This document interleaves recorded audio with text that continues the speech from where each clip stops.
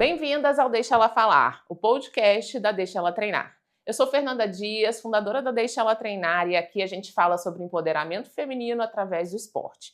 Antes de começar esse assunto de hoje que está imperdível, eu vou pedir para você se inscrever no nosso canal e compartilhar o nosso canal com o máximo de pessoas que vocês consigam.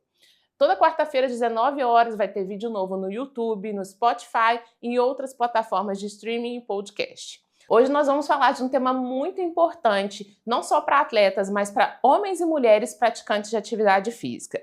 O Deixa Ela Falar está nas principais plataformas de podcast e é claro que você pode enviar para sua amiga que também ama esporte. Vou apresentar para vocês a convidada de hoje, a Clara Moquidessi, que é uma referência no campo da educação física e psicologia. Atualmente, ela é vice-coordenadora do curso de Educação Física da UFJF e professora do programa de pós-graduação em Educação Física em associação plena com a UFJF e o UFV. Doutora e mestra em Psicologia pela Universidade Federal de Juiz de Fora, onde também concluiu sua graduação em Licenciatura em Educação Física, pós-graduada em Pesquisa Científica e uma vasta experiência no estudo das intersecções entre corpo, cultura e imagem corporal, com artigos publicados em revistas nacionais e internacionais. Seja muito bem-vinda, Clara Moquidessi. Oi, Fê, muito obrigada pelo convite, por estar aqui hoje. Eu acho que vai ser uma delícia esse nosso papo. Obrigada pela apresentação aí. Imagina. Carinhosa, cuidadosa com a minha pessoa. E estou ansiosa para a gente conversar, e tem muito assunto interessante. Bem, eu que agradeço a presença aqui da Clara. A Clara está amamentando, foi mãe há pouquíssimo tempo e tirou um tempo também para estar aqui com a gente, compartilhando um pouco da experiência que ela tem na área de pesquisa dela, que é um tema super relevante hoje, a influência da mídia, né, Clara, na imposição de padrões corporais, não só sobre as mulheres, mas também sobre os homens, atletas e não atletas, e hoje a gente vai falar justamente sobre esse assunto que é muito relevante, né? Então, vamos lá, Clara, quando foi e como que surgiu esse interesse da sua parte por começar a pesquisar esses padrões de pressões estéticas em cima de mulheres, homens ou atletas? Conta pra gente como que é essa sua linha de pesquisa e de onde veio esse seu interesse. Então, Fê, legal contar um pouquinho dessa minha trajetória pessoal também, porque tem tudo a ver com o contexto da Deixa Ela Treinar, o contexto do esporte de forma geral. Eu venho de uma família da dança. Então, a vida toda eu fui bailarina, dançava em festivais, ia para competições. E no contexto especificamente do balé clássico, eu percebia como que essa pressão estética ela é forte, né? Então, o balé ele tem uma estética corporal que é muito preconizada, que é valorizada nas competições. As meninas só conseguem atingir bons resultados quando elas apresentam esse corpo muito típico do balé. A própria vestimenta, né, os figurinos, o tchutchu bandeja, que é aquela saia assim bem em pezinha, ela deixa a perna toda à mostra. Então a bailarina, como é o meu caso, com a perna grossa, esteticamente aquilo não é muito bem visto no contexto das competições. Então, eu fiz a minha opção pelo estudo da educação física, né, no vestibular, pela influência da dança e da ginástica artística, que é também uma outra área que a gente tem uma pressão social muito grande. E aí, dentro da faculdade, eu pude me aproximar com as pesquisas na época da professora Maria Elisa Caputo, que me convidou para fazer parte do grupo de estudos. Eu me tornei bolsista de iniciação científica. E aí eu comecei, no momento de desenvolver o trabalho de conclusão de curso, o TCC, eu não tive dúvida que era esse o tema que eu queria estudar. E aí acho que esse foi o pontapé inicial para trilhar todo esse caminho aqui e estar aqui hoje. Bacana, muito legal, Clara, muito legal. E aí, então, falando sobre suas linhas de pesquisa, né? O que você pesquisou no seu mestrado e no seu doutorado, para a gente já ir puxando o fio aqui com o podcast? Então, no TCC de graduação, então, eu falei sobre a imagem corporal no contexto do balé clássico. E aí, quando eu entrei para o mestrado, foi um momento histórico para a ginástica artística do nosso país. Foi de 2011 para 2012, foi quando eu entrei no mestrado. E nessa época eu estava trabalhando na equipe de ginástica artística em Três Rios. Uhum. Porque, inclusive, as nossas atletas medalhistas olímpicas, a Flávia, Uhum. a Rebeca Andrade, Uhum. todo esse grupinho aí que está em alta hoje, nessa época, 2011, 2012, elas eram nossas ginastas da categoria juvenil, da categoria de base ainda. E aí foi o momento que o ginásio do Rio de Janeiro estava em reforma para Rio 2016. Sim. E aí o Flamengo teve um incêndio no ginásio do Flamengo. Então a equipe principal ficou sem ter uma casa para treinar no Rio. E aí elas se mudaram para Três Rios. Ah, sim. E eu sou de Três Rios, eu estava trabalhando lá na época, então essa minha proximidade com o contexto da ginástica fez eu puxar esse tema para o mestrado. Uhum. Então, o mestrado eu estudei também as questões de imagem corporal, de comportamento alimentar, de tendência ao perfeccionismo, nesse contexto da ginástica artística. Uhum. E aí foi super bacana a minha dissertação. A gente comparou os grupos das atletas de alto nível com as crianças e adolescentes que faziam a ginástica como o esporte, né, de forma recreacional.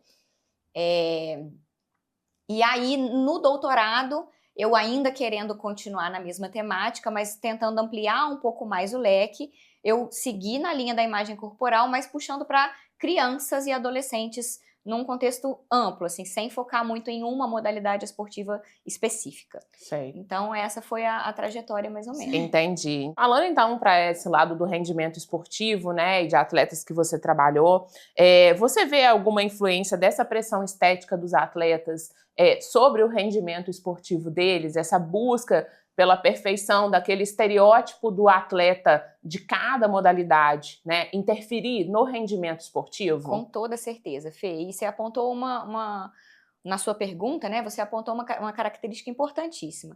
Cada modalidade vai ter o seu corpo tido como ideal, o seu padrão estético que é preconizado e a característica corporal que, inclusive, tem uma propensão maior de trazer resultado. Uhum. Né? Então, de acordo com a modalidade esportiva que a gente estiver conversando, que a gente estiver se aprofundando, estudando, esse corpo ele vai passar por modificações.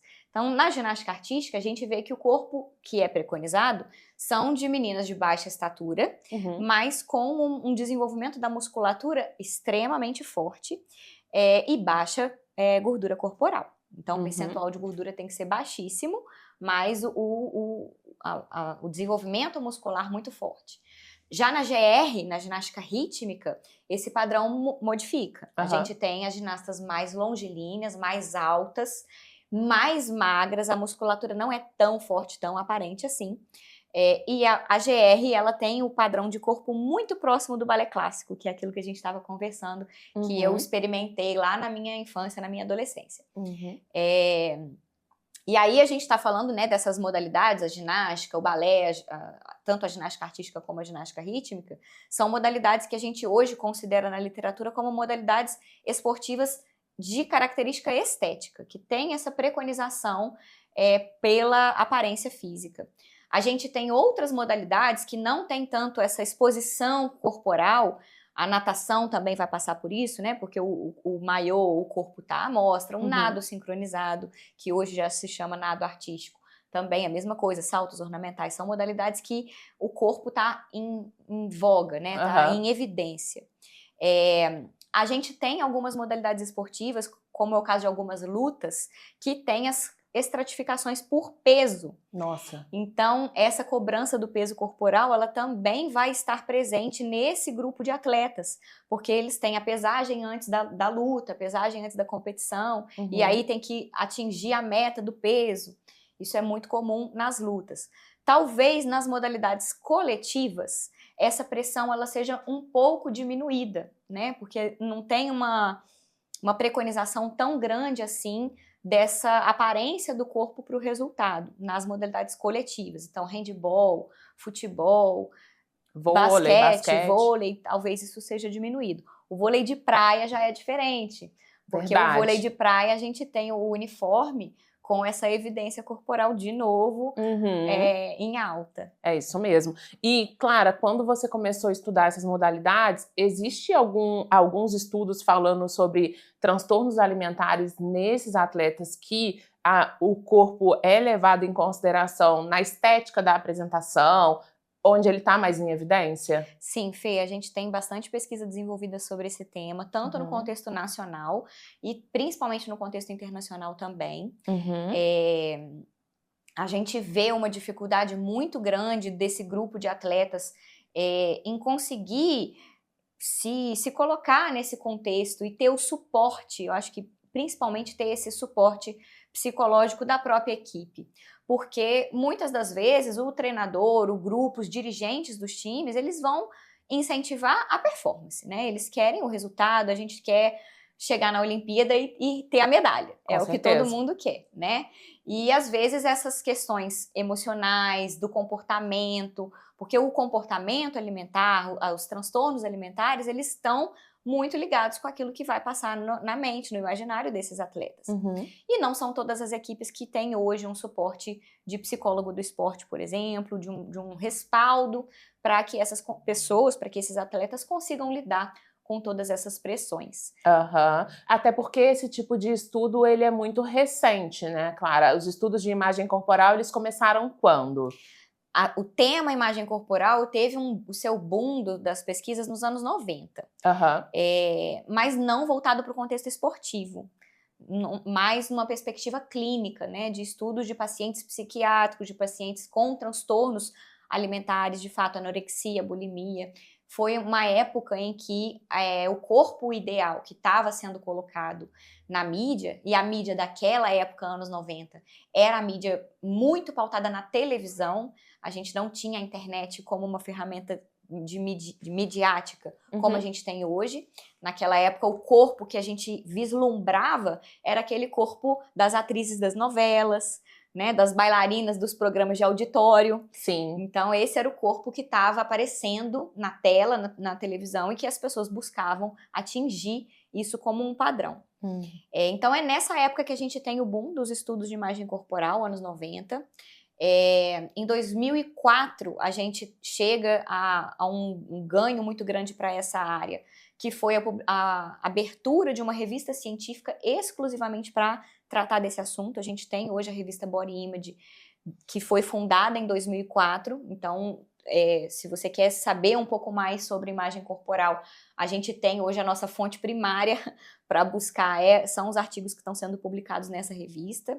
Eu, inclusive, tive a honra de ter alguns artigos meus publicados lá.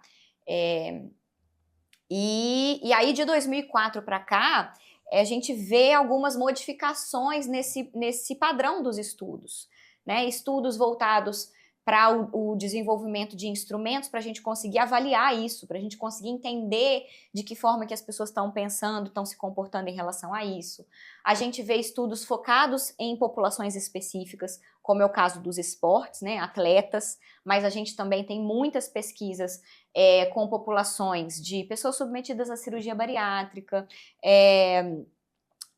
mães, né, mulheres que estão passando pelo período da gestação e do pós-parto, porque é um momento da vida que o corpo passa por uma transformação muito rápida e a gente acaba se distanciando desse padrão estético que é colocado, né, na sociedade.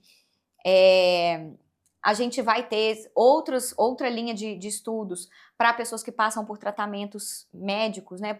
Por exemplo, câncer, que é o momento da vida da mulher. Às vezes ela vai perder o cabelo. Às vezes o câncer de mama tem uma influência grande na como que a mulher vai lidar com a mastectomia. Sim. Então são populações, são grupos específicos que têm sido muito estudados na nossa área.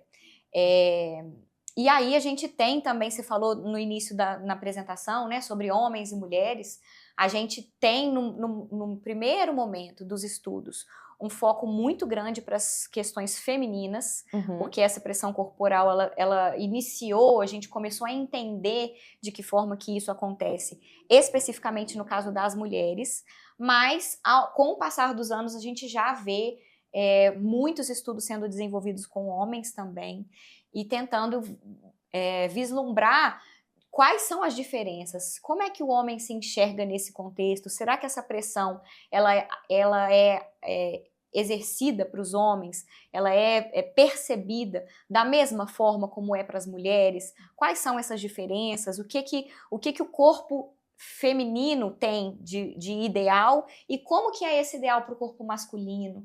Então, para a mulher, a questão da magreza é muito presente, mas para o homem, o mais importante é a muscularidade, talvez, né? Sim. Então, de que forma que essa a aparência corporal do homem vai estar em alta, né? Também nas nossas mídias sociais hoje. Então, a gente tem, aí é uma coisa mais recente, a gente está falando aí de 2015 para cá, talvez, um aumento significativo das pesquisas com homens nessa área também. Legal, e aí já que a gente entrou nesse assunto homens e mulheres, né, eu queria saber como que é essa pressão estética, se existe uma diferença entre homens e mulheres atletas na questão do rendimento esportivo, da aparência, se as mulheres de fato se sentem mais pressionadas do que os homens, se isso já está se igualando, e não só em atletas, mas também nas pessoas, na população. Então, o que a gente vê é que ambos os grupos, eles sofrem essas pressões, né, tanto por parte da equipe de treino, mas também pela sociedade de forma geral. A gente tem uma teoria hoje que vai falar sobre essas pressões, que a gente denomina como teoria sociocultural da imagem corporal, e que essa teoria ela postula que existem 4 principais fontes de pressão que as pessoas sofrem de forma geral. Então, a primeira fonte de pressão é o contexto familiar, seriam os nossos pais. A segunda fonte de pressão, as nossas amizades, o contexto social que a gente está inserido, no caso dos amigos. A quarta fonte de pressão é a mídia, ela é talvez a nossa fonte mais pervasiva sobre essas pressões sociais para atingir o corpo ideal. E a quarta e última fonte de pressão, que ela inclusive foi adicionada em estudos mais atuais, é que a literatura vai chamar de significant others, seriam outras pessoas que são significantes para determinados grupos sociais. Então, no caso do atleta, se a gente pensar especificamente o atleta, ele vai sofrer a pressão da família, a pressão dos amigos, a pressão da mídia, e o quarto fator para o atleta é o fator do treinamento, é o treinador, o dirigente do time e o colega de equipe. Talvez até os adversários também, né? E eles vão ser essa quarta fonte de pressão no caso do atleta. E essa quarta fonte de pressão, ela modifica de acordo com o grupo social também. Então, se a gente estiver falando da população em geral, a gente pode entender essa quarta fonte como talvez os parceiros românticos. Né? Então, a influência que você recebe, os comentários que o seu companheiro ou companheira vai fazer em relação ao seu corpo. Isso vai ser muito forte para você também. Então, todos nós, seres humanos, que não vivemos em uma bolha, estamos sujeitos a receber essas 4 fontes de pressão em relação ao nosso corpo. Não tem como a gente se isolar. Então, é muito comum na nossa sociedade a gente fazer algum tipo de comentário sobre o corpo do outro, sobre o corpo de familiares, de amigos. A gente conversa, né? A gente tem conversas sobre peso corporal, sobre dieta, sobre esses tipos de comportamento, sobre prática extenuante de atividade física. Então, todo mundo vai receber essas 4 fontes de pressão. A forma com que cada um absorve essas pressões é o que vai ser diferente, é o que vai se modificar. E comparando homens e mulheres, o objetivo, o foco dessa pressão vai ser de acordo com o corpo ideal. Então, para a mulher, essa pressão vai ser mais voltada para a magreza e para a definição muscular. Para os homens, a gente vai ter essa pressão muito extenuante em relação à muscularidade. Mas os comentários, eles vão acontecer do mesmo jeito, a mídia ela vai estar presente no dia a dia dessas pessoas, independente de ser homem ou mulher, de ser atleta ou não ser atleta. Antes, quando você chegou aqui, antes da gente começar a gravar, a gente estava falando da influência da mídia, né? Que hoje a gente tem a questão das redes sociais muito forte, mas antes os principais veículos de comunicação ou de informação era televisão, rádio, entre outros meios. E você acha que hoje, com a questão das redes sociais, essa pressão aumentou?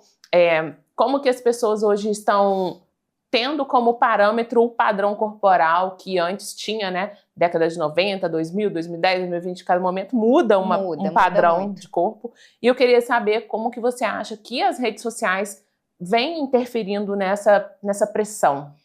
Fato, Fê, a mídia ela é colocada na literatura como a fonte mais pervasiva da imagem corporal. E como você falou, essa mídia ela vai modificando ao longo dos anos e o corpo ideal ele modifica junto com a mídia, né? Então, na época lá dos anos 90, a gente tinha a televisão como nosso principal fonte midiática. As revistas exerciam um papel muito importante também. Se a gente pensar na nossa geração, revista Capricho, querida. A nossa época, a nossa juventude e adolescência era isso que a gente comprava as revistas para ter o pôster do centro da revista lá, que era aquele padrão corporal, tanto masculino como feminino. A gente pendurava aquilo na parede dos nossos quartos e era aquilo ali é o que a gente queria ser. Até as nossas bonecas, né? A Barbie, perfeito. No caso dos meninos, os super-heróis. Atléticos. Né? O super-homem. Que vem mudando também, né? Com o passar do tempo, até eles foram sofrendo, né? O super-homem de antes é magrinho, o super-homem de agora é tudo forte. A minha pesquisa do doutorado foi com crianças, com público de crianças, e a gente fala da influência dos brinquedos para as crianças, né? Então, como que essa estética corporal da Barbie, ela é impossível de ser transposta em proporções reais. Se a gente pegar proporção cintura-quadril da boneca, cintura, quadril e crânio, né, a circunferência da cabeça, e você tentar transpor isso para uma pessoa, essa proporção ela não é possível. Deve ficar uma pessoa toda desconfigurada. E é esse o padrão que as nossas meninas, né, vão ter no seu brincar de referência. No caso dos meninos, você falou muito bem, os super-heróis, eles passaram por modificações. Se a gente pegar o primeiro super-homem lá, de antigamente, era um bonequinho... desnutrido, né? E o primeiro bonequinho mesmo era um bonequinho tipo um boneco de pelúcia, assim, de almofadinha, que fazia como se fosse um triângulo invertido, assim, para aparentar que era mais forte. Se você pegar os bonecos de hoje, Max Steel, o próprio Homem-Aranha, Batman, a definição muscular que esses bonecos vão ter para os meninos de hoje em dia é um espelho muito grande dessa definição corporal. O six-pack ab, né, que a gente fala, o abdômen de pacotinhos.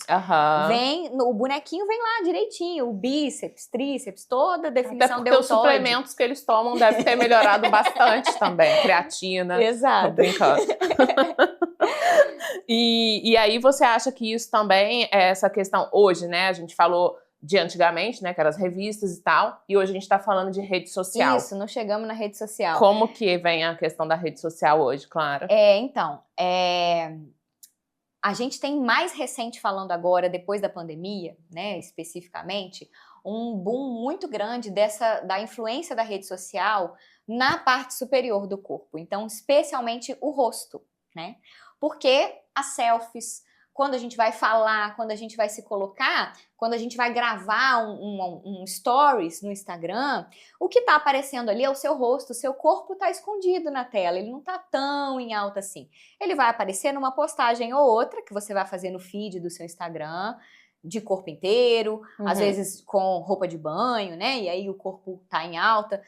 Existem aplicativos que as pessoas utilizam para maquiar o corpo nessas postagens, principalmente, porque são coisas que vão ser colocadas de forma permanente lá no feed, né? Uma postagem que você faz uma foto sua na praia, é uma foto que vai ficar ali como se fosse um outdoor seu, né? Isso. Na rede social. Mas o rosto, ele aparece todo dia, porque as influenciadoras, as pessoas que trabalham com as mídias sociais, estão nas redes todos os dias e se comunicando e se colocando.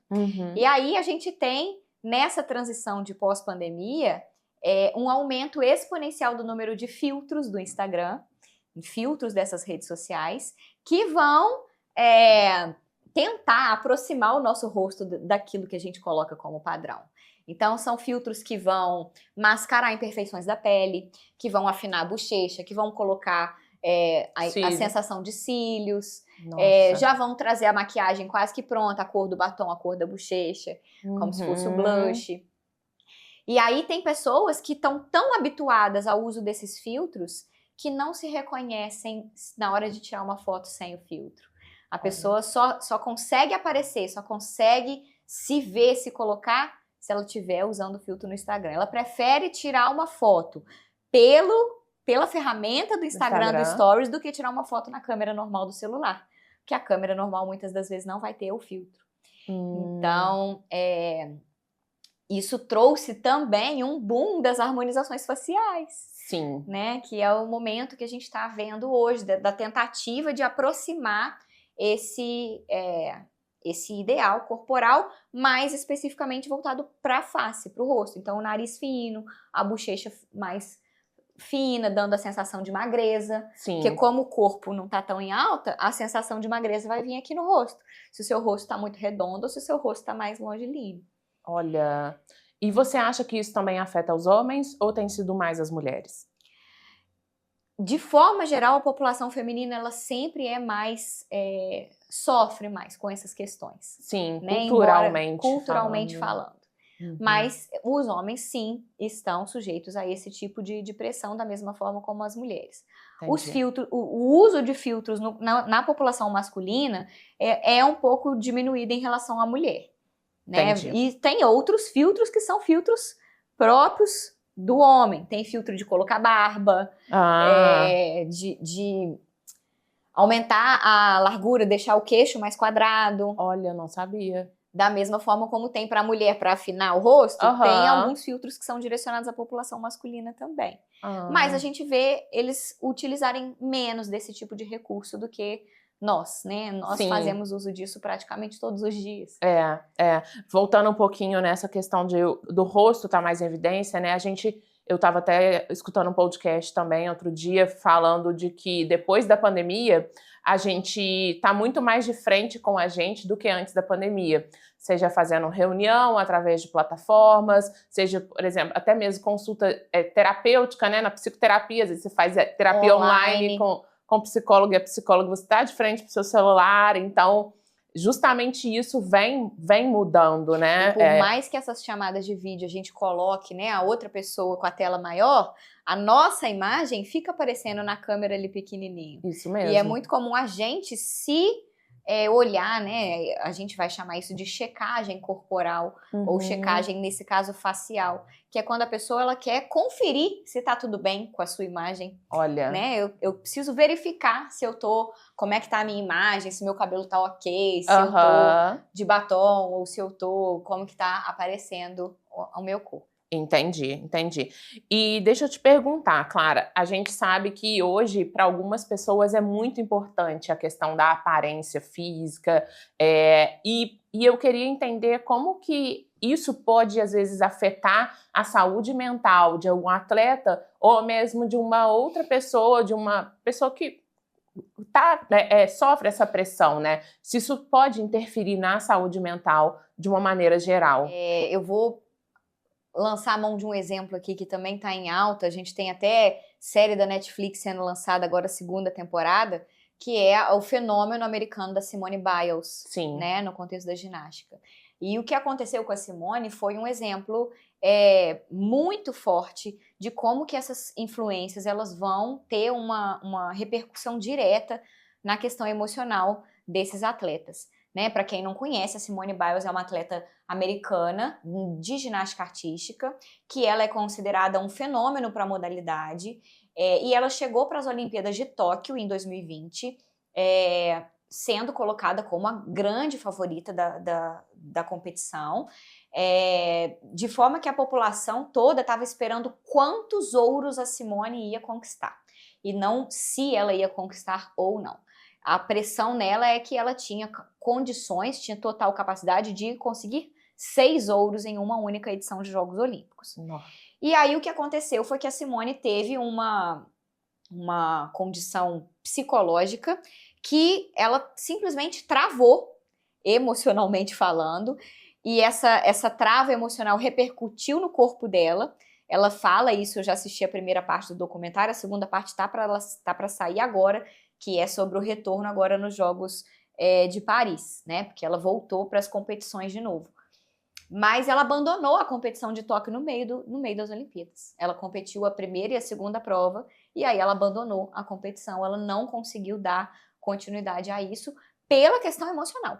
O motivo que afastou a Simone dos Jogos foi o fator emocional que repercutiu nela. Olha só, a gente estava falando de pressão, né? Uhum. Olha o tanto de pressão que essa atleta estava sofrendo. Tanto pela a pressão por resultado, né? Porque ela... todo mundo esperava que ela ia ganhar 6 ouros. Sim. E como que ela conseguiu lidar, ou não, no caso, né? Ela não teve essas ferramentas para lidar muito bem com isso. Essas pressões sociais. Não só voltadas para a estética do corpo, nesse caso, embora também voltadas, porque a ginástica, ela é uma modalidade estética, é o que a gente estava conversando no início. Sim. Ela vai preconizar esse corpo como o objetivo também dessa performance. Uhum. Mas ela tinha que se mostrar a ginasta perfeita. Ela não podia errar, ela não podia estar suscetível a uma falha. E aí ela não conseguiu lidar bem com essas pressões. Entendi. E em relação às pessoas não atletas, né? Digamos assim, você acha que existem estudos falando sobre, vamos lá, distúrbios de imagem, transtornos alimentares, nessas pessoas que não se encaixam nesses padrões estéticos impostos pela sociedade?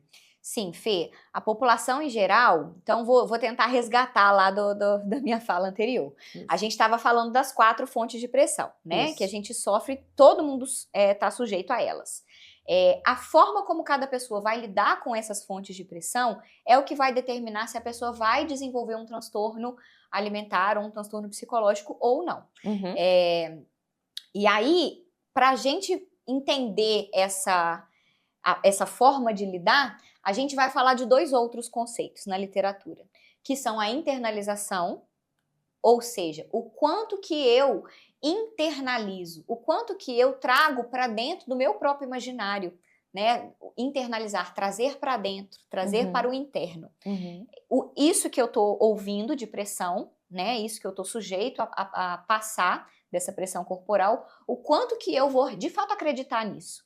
De fato, trazer isso para a minha vida e fazer com que isso faça parte do meu dia a dia. Então, a internalização é um dos fatores que vai ser muito importante para definir se a pessoa vai desenvolver um transtorno ou não. Se a pessoa, se ela compra esse fator como algo, uma verdade para a vida dela, ela vai ter uma propensão maior a desenvolver um transtorno. Né? Se a pessoa internaliza pouco, ou seja, eu escuto, eu tô vendo que todo mundo falando sobre isso, meus pais estão falando comigo, meus amigos estão falando comigo, meu treinador está falando, mas eu não vou dar tanta bola, eu não vou buscar isso como algo, como um objetivo de fato. Uhum. Então, nesse caso, é uma pessoa que tem um fator protetivo contra essas pressões, já num nível mais elevado, e aí ela consegue se prevenir de não desenvolver um transtorno psiquiátrico, um transtorno de imagem corporal. Olha, entendi. E o segundo fator, além da internalização, é o que a gente vai chamar de comparação social, que é outro fator que está junto, né? Os dois, a gente coloca os dois como lado a lado, são os nossos fatores mediadores. O que é a comparação social? É a gente, o tempo todo, olhar para o nosso colega do lado e se comparar, né? Então, no caso do esporte, é muito comum eles se compararem com os próprios adversários, né? Então eu vou... E aí isso às vezes é em relação ao desempenho, às vezes é em relação à nota, às vezes é em relação ao tipo de movimento que está sendo desenvolvido e muitas das vezes é em relação ao corpo, né? Então, eu quero comparar as métricas, né? Vamos falar no caso da natação. Se o meu adversário consegue bater um tempo mais rápido do que o meu tempo. Eu estou o tempo inteiro me comparando com a métrica do meu adversário. Sim. E aí, se o meu adversário tiver uma métrica, um resultado melhor do que o meu, eu tenho uma tendência de me sentir inferior. Olha. Eu tenho uma tendência de me sentir diminuído. Mas, se a métrica do meu adversário tiver pior e eu estiver conseguindo bater esse número mais, né, assim, ter um resultado melhor, eu vou, não, eu tô muito bem pro meu esporte porque o meu adversário tá pior do que eu. Então eu vou ter uma tendência de me sentir superior ao meu adversário. Isso, a gente tá falando de um número aqui, vamos falar de, né, um tempo lá, 1 minuto e 43 contra 1 minuto e 52, sei lá. Mas a gente também pode falar isso em relação ao corpo. Se eu olho pro meu adversário e eu vejo que ele tá com a estética corporal, com a performance corporal, que eu considero melhor do que a minha, eu vou me sentir inferior, eu vou me sentir diminuído. E se o meu adversário estiver desempenhando pior do que eu vou achar que tá tudo bem. Então, a comparação social, ela vai ser importante, né? E ela vai ter essa consequência para o desenvolvimento do transtorno, principalmente em que padrão que a gente está se comparando. Eu estou me comparando com alguém que eu considero melhor do que eu ou com alguém que eu considero pior do que eu? Com um corpo que eu considero mais bonito do que o meu ou com um corpo mais feio do que o meu? Entendi. Isso é um determinante e aí, junto com a internalização, que é o quanto que a pessoa traz aquilo para a vida dela, é o que vai definir se a gente vai ter o desenvolvimento de um transtorno ou não. Nossa, que loucura, né? É complexo, né? Você falou aí de várias coisas, né, Clara? Falou também, eu estava lembrando da época que eu estudava imagem corporal e falando de cirurgia plástica estética, cirurgia bariátrica. Tem tanta coisa que está associada ao corpo, né? Muitas vezes as pessoas associam a beleza, esses padrões corporais ao sucesso. Não só o sucesso atlético, mas também o sucesso de relacionamentos, de pessoas bem-sucedidas, porque isso a mídia vende muito isso, né? E aí eu gostaria de saber o que você pensa a respeito disso ser um grande incentivo a um consumo que nunca vai acabar, né? Cada momento vai ter uma coisa diferente, um padrão diferente a ser seguido. Então, como que você acha que vem esse incentivo ao consumo, ou como que isso tem pessoas investindo rios de dinheiro numa harmonização facial, em várias cirurgias plásticas, às vezes a pessoa passa por 2, 3 cirurgias plásticas na mesma parte do corpo. O que você acha sobre isso, né? Qual que você acha que é o papel da cultura capitalista que a gente vive também em relação a isso? É legal você falar isso, Fê, porque a gente consegue todo esse funcionamento, né, do consumo, em voga do consumo, ele está diretamente relacionado com os 2 conceitos que a gente acabou de falar, de internalização e de comparação. Então, esse incentivo para o consumo, seja para o procedimento estético, seja para fazer uma cirurgia ou para fazer uma harmonização facial, primeiro que isso está diretamente relacionado com a idealização que a gente tem da vida do outro, né? Na rede social, a vida do outro é sempre perfeita.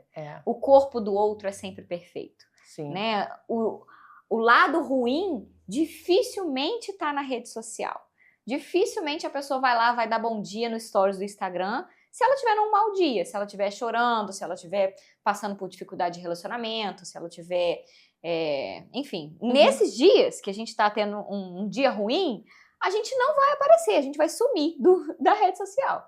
Então, é muito raro da gente ver a dificuldade escancarada lá na rede. O que mais aparece na rede é o perfeito, é o bonito, quando tá tudo bem, é quando tá o seu corpo em alta, as férias. Sim. Em geral, as pessoas adoram postar, aumentam as postagens quando eu tô de férias. A luta lá de trabalhar todos os dias, isso não aparece. Sim. Os bastidores. Descabelada, correndo. Isso. Isso não vai estar em alta na rede. E essa sociedade do consumo, a gente tem as profissões, né, mais recentes, né? Especialmente a profissão de influenciador, de pessoas que vão trabalhar com a rede, são pessoas que são, de fato, elas trabalham com isso, com o incentivo do consumo, com fazer você querer utilizar do mesmo produto que elas estão utilizando.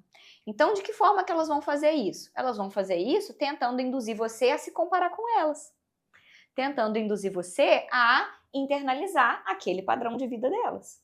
Então, volta lá no conceito de internalização de comparação. Então, o suplemento, ou a roupa, o que está na moda ali, o que o influenciador te mostra todos os dias faz com que você queira usar aquilo também, para você se parecer com ela, para você se aproximar desse ideal. E aí é nesse ciclo vicioso que mora o consumo.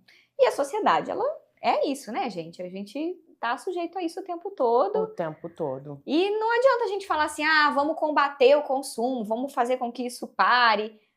É impossível, assim. A gente pode passar por transformações da sociedade. A gente pode tentar fazer o nosso papel, que é o que a gente está fazendo aqui hoje. Conscientizar as pessoas, fazer com que as pessoas tenham esclarecimento de que isso acontece.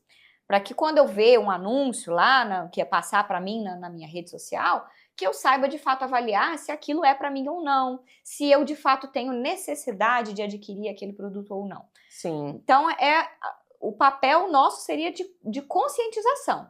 Mas frear esse processo e fazer com que isso acabe é impossível, isso não vai existir.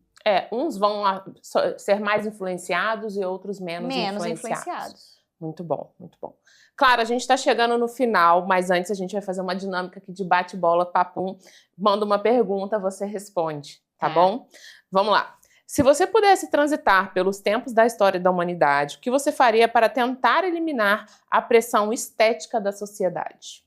É o que eu acabei de falar. Eliminar não tem como.